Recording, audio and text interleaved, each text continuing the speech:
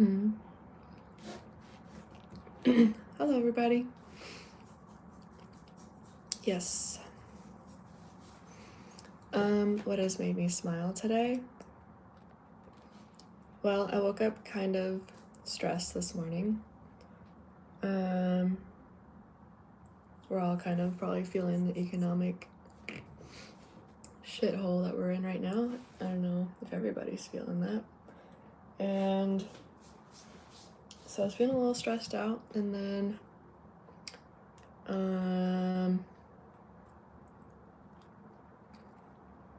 what made me smile was remembering, like, I've got these trainings, these people that I'm meeting with, and I have my women's circle tonight, and I just have so many things that are pouring into my heart and soul, and also into my business a little bit, and I guess other things too. And it made me happy again, made me smile, made me feel like, okay, like I'm not gonna like work from a place of desperation or anxiety or anything. I'm present. I'm back to feeling like my normal self. Going about the rest of the day, still taking action, but just not from a place of desperation. And so I think that's one thing that has made me smile genuinely, to connect with people here in town that I live around, and to have opportunities, and to just know that everything's gonna work out just fine. So thank you for asking. I'm doing pretty good today. Thank you. And I don't boulder. I haven't done rock climbing or anything like that in a very long time. And thank you. Let's see. Oh, that's very sweet. Where are all you guys from? I've done lives before, but it's never been this busy. That's pretty cool. From the Philippines. Pat Ann, you say hi. That's pretty cool. I could probably just say everybody, honestly. Shall I start from the beginning? So we have Augustine. Where are you from? We have Aditya Gamerboy, Fu-Ah, Augustine again, Putaraj, Joel, and then it looks like it's supposed to say Netflix, but it's Meatflix. That's funny. Yeah, I'm trying to look busy. No, I'm just joking. I really am actually trying to get my whole fitness and nutrition business up and running. We have Anu, we have Aditya again, we have Pho, we have Joel Miyas. Let's see, Anu Kashyap. Speak my name, says Aditya. Savage Gang, thank you. Stanley, Putaraj, Ben Sports Edits. What do you do? That's pretty cool. Oh, Aditya again. Puff Muffin. That's cute. Stay positive. Thank you. Hopefully you are all staying optimistic and positive as well. That's what will get us through any hard times. Fortnite King, Kenneth Belenya. Hello from the Philippines. That's pretty cool. Let's see. Nice. Oh, thank you. How to crack any competitive exam? What do you mean? How to crack any competitive exam? You mean like how to ace a competitive exam? How to do really well? Pei, are you my teacher? I guess so. PC. Uh-oh, my cats are fighting.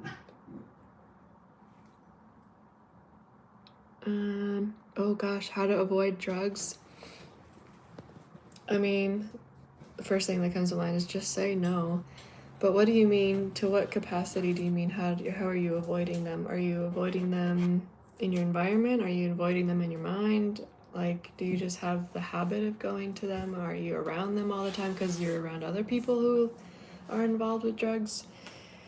I personally, I have addiction that runs in the family on my dad's side, and my dad's no longer alive due to homicide because of drugs. So I am strictly avoidant of all drugs, and even very nervous about just taking over the counter kind of drugs. And not that I think that I would really turn, into Dr. Jekyll and Mr. Hyde or Mr. whatever it is. Not that I would turn super evil and a drug fiend, but I just don't want to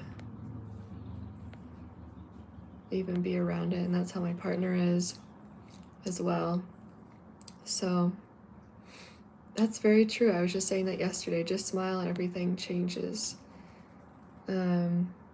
Now, if you're around other people, sorry, I'm kind of going back and forth. If you're around other people and it's in your environment, I think you know where that's going. You gotta change your environment if you possibly can. From Poland, that's pretty cool though.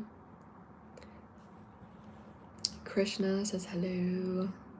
Fortnite King says cool.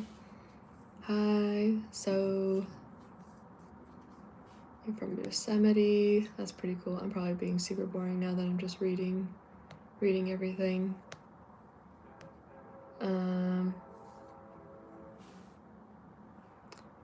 Let's see.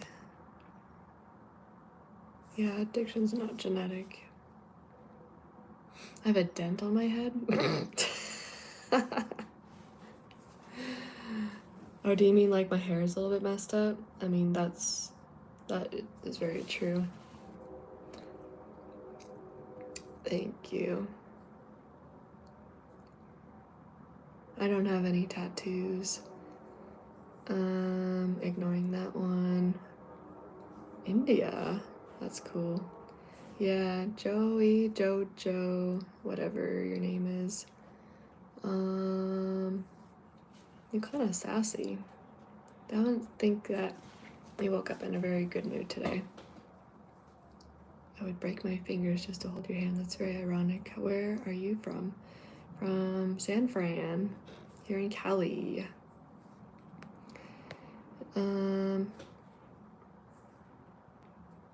That's pretty cool. You're from Poland. So yeah. Okay. So then back to what I was doing before. Hey, I recognize that name. But I have no idea. Oh, right. Okay. Now I remember.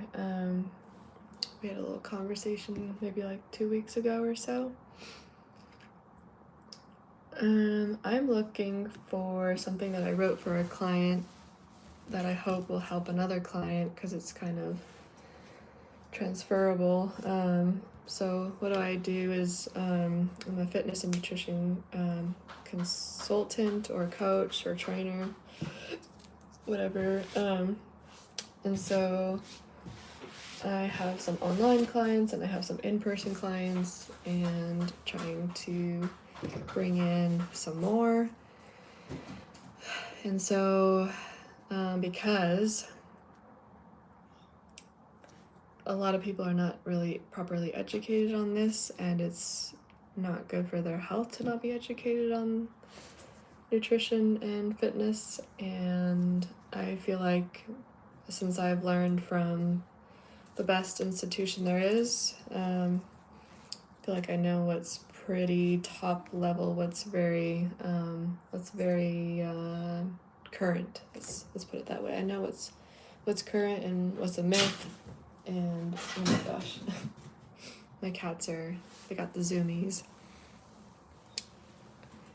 I do like dogs. Yeah, that's a sweet little question. I do like doggies.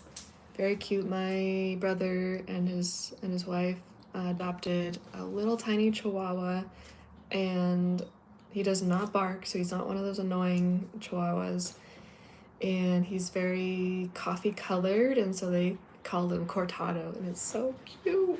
I'm so obsessed with the little puppy. I love cooking them with fried rice and duck sauce. I also love cat soup with. Oh, okay. However you're gonna get your protein in, huh? You try to eat their liver too? It's Christmas weekend. Oh my gosh, okay. Apache. It's simply retarded to say addiction.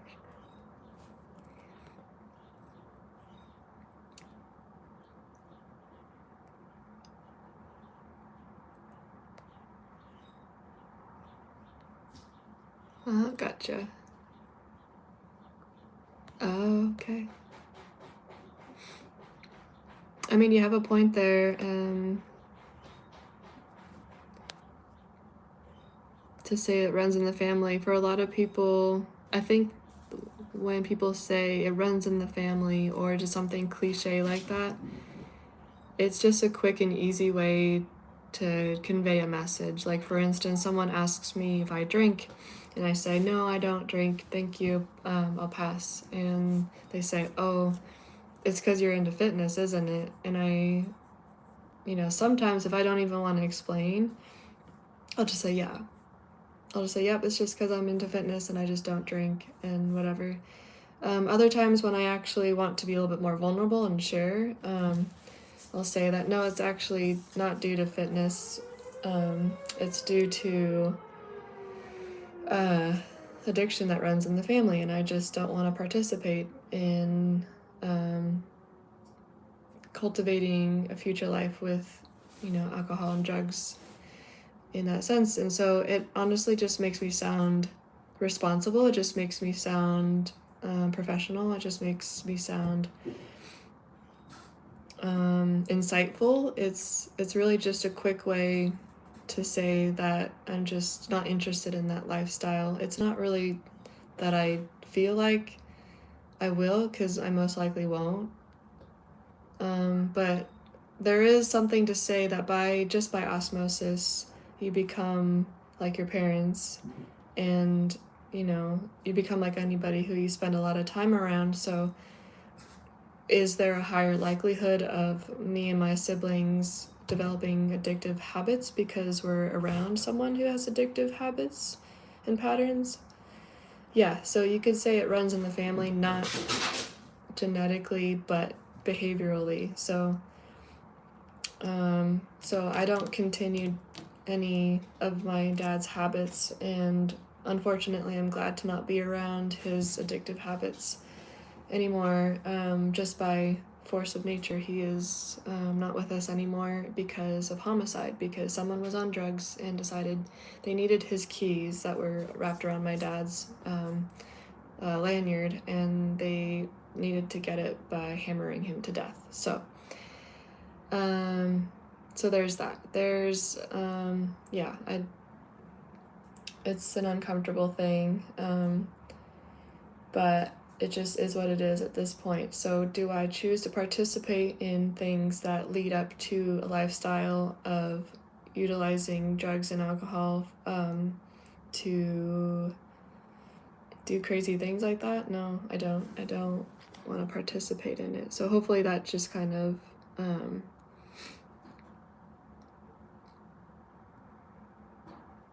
just shows a little bit more about my thoughts on that. I don't mean to also be, aggressive or angry or anything.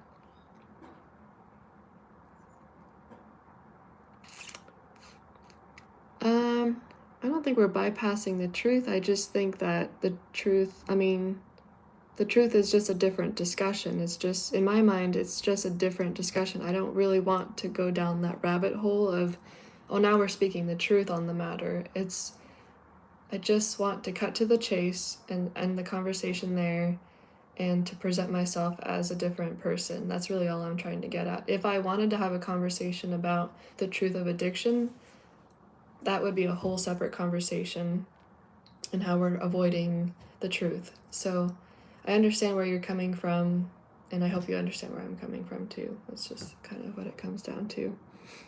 Yeah, nothing's wrong with being responsible. You don't have to explain yourself for nobody. You don't drink, and that's a choice. Not thank you, but that's not true. We all have choices to make.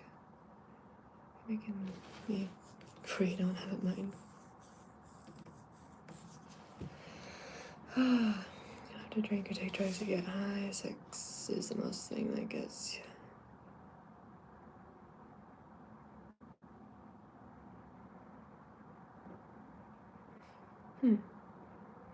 Well, I don't think I've ever felt that high. So yeah, anyways, so I am, let's see if I can kind of depict my little workspace here. When it gets hot, I turn on that fan, and then here's my laptop, and I'm trying to look for, yeah, there it is. Hopefully I'm not kicked out from there. I am not. Great, okay, because I'm going to use this for my current client. And if anybody's ever heard of ATG, knees over toes, the knees over toes guy, oh my gosh, he's pretty cool. He's pretty nifty. Y'all should check him out. Knees over toes, or Ben Patrick, or ATG training. I personally like how he gets to the foundational aspect of exercise. So he has he's studied. It's not his stuff. It's stuff that he was a basketball player, and then was told that he couldn't continue his career because his knee is ruined. His knee is broken, and he did some studying and found this and started to use this stretch and strengthen kind of a methodology, and it repaired his knee, and he can jump and play, like he can jump higher than he's ever jumped before, and he can do all sorts of things that he could not even do when he was playing basketball. So his training is really awesome. It's super easy and effective. That's what I kind of like about this, is that I can have my older seniors do this training, and it helps their hips, it helps their knees, it helps their ankles, their joints basically, and then it also helps their muscles as well. So I like to start my seniors out with this kind of a training, because too often we associate fitness with intensity. There's just too much intensity in the very beginning, and one of my clients I'm working with right now said that she did a boot camp with somebody, and even though it got her in pretty good shape, it was not sustainable, and she actually was just not very impressed with how intense it was. She has since then, completely stopped training like that, and she's like 60, in her 60s now, and she does not want to be trained like that. She will not recommend that training program, that person who trained her, she will not recommend them to anybody, because it was just too intense. She felt like it was a little bit of a trauma to her body, and so I really hope that she likes this, because it's very, very easy. It's very, very foundational. It's stuff that we can progress, and she can still get better with it over time. And so yeah, that's kind of where I'm at with this. I'm pretty excited to show her this training, and hopefully I can kind of get this to her like as soon as possible. So yeah, once I get this to her, this will probably be the boring part. I just need to like zero in and focus on getting this done. And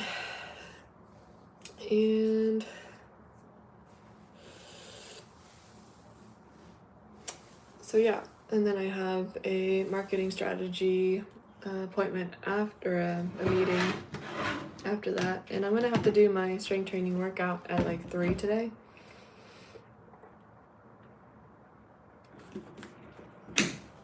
And hopefully you guys are drinking your water. Yeah, hopefully while I'm on my strategy meeting, I can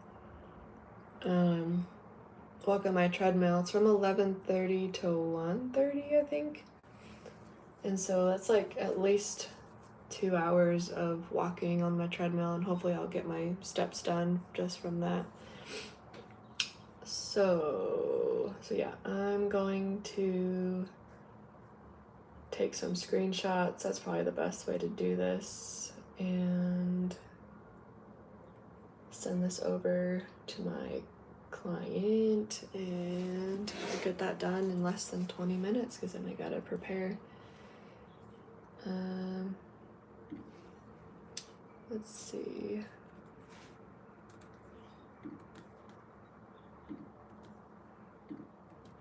Let's get to it. Okay.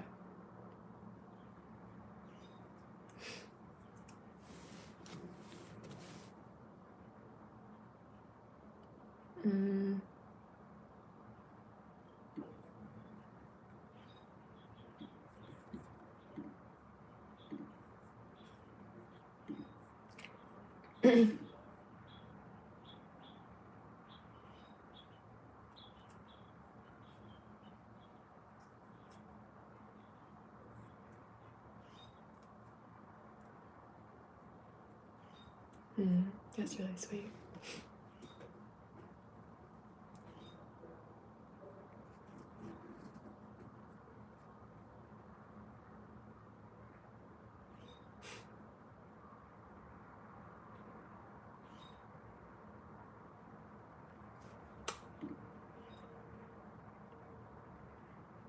Okay.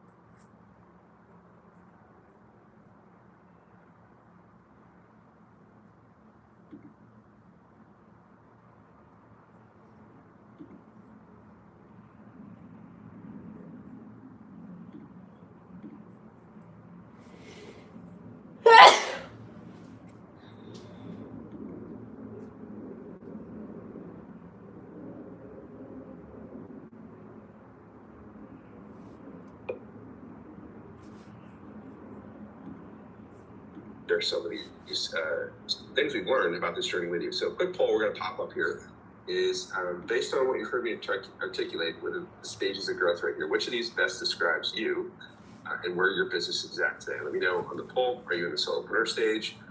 Are you wanting to open your first or next location? Or do you have a studio or gym? What does that look like for you? Again, let us know in the chat. Let us know on the poll. I'm just checking the chat as well. There we go. Okay, great. Okay, good. We're going to leave this open for a couple more seconds. Let us know. Again, this is our choose your own adventure moment in the workshop. So based on where you guys tell me you're at, we're going to personalize the workshop to you for the rest of the session and how we're going to talk about growing and all the things we need to do to get your business next level. Okay, great.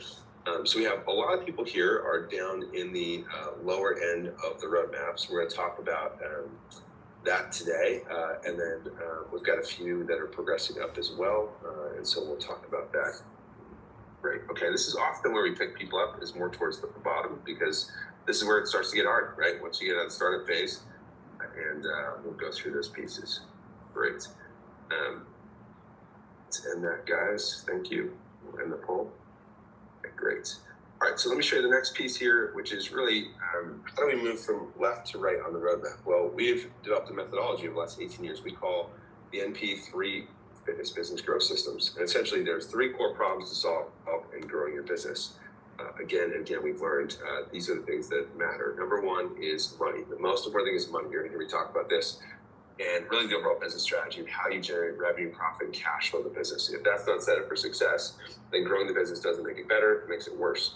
We're going to talk about money, number 1. Number 2 is clients. And clients, we like to think about not just leads, but really what are we doing to increase the net client count and revenue of the business every 90 days? This is important because you want to make sure you're not just signing up a few clients and then losing a few clients and staying stuck. And so all these things have to fit together. There has to be a really tight through line of how you market, how you sell, and how you serve so people stay, pay, refer to you. We're going to talk about that. And then lastly is eventually if you do that well enough, at some point you're going to get too many clients and you're working too much.